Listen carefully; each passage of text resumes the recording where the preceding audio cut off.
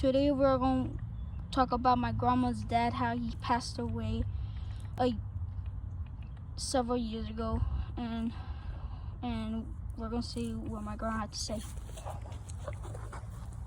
I remember that I was 9 years old.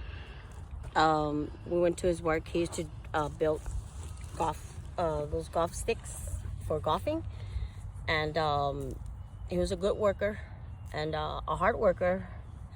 And I remember that he would go out of his way to support his family. He was a good man in my eyes. And he wasn't picky, and he was very outgoing. And I remember him throwing barbecues all the time, and our house would be a full house. And he wasn't picky. He enjoyed life, and he enjoyed what he did the best, working.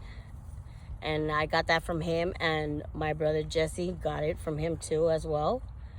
And of course, he passed away that day when he was trying to get pecans for my mom so she could bake and so he could sell them out there in the street to support his family.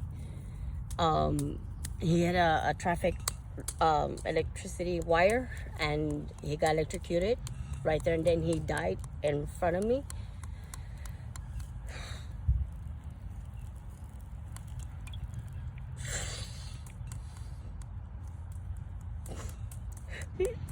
He died right there and then.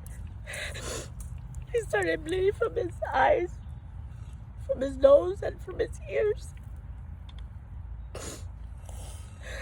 And he loved playing the accordion. And when I was little, he would always put me on the porch over there in Tampico Street, the west side. They would call it the Arroyo. And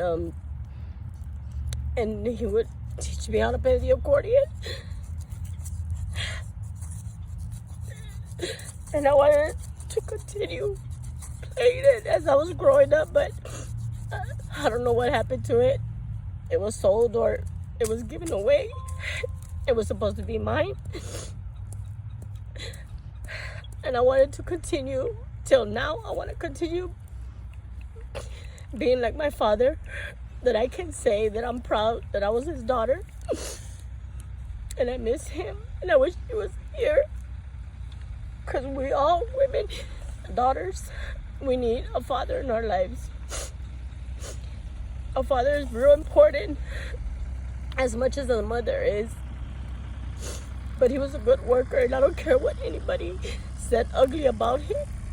All I remember is he would always make me laugh. I never saw aggressive in him. I never saw hatred in him or anything.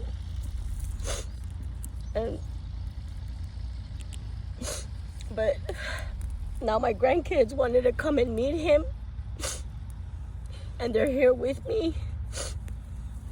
And I just wish my brother would have known him, but he was inside my mom's womb.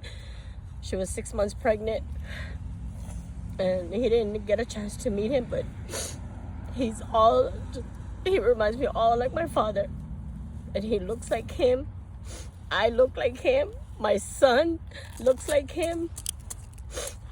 And it's the bloodline that it's hard for me, because I see my brother and I see my son looking all like him.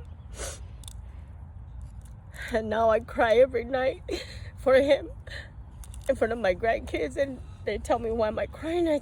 I started talking to them just recently about my dad. They didn't know anything about him or who he was. I never really talked about him, but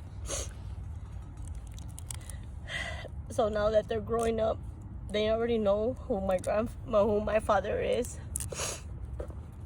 And I just wanted them to come and meet him, and hopefully, if you have a father out there,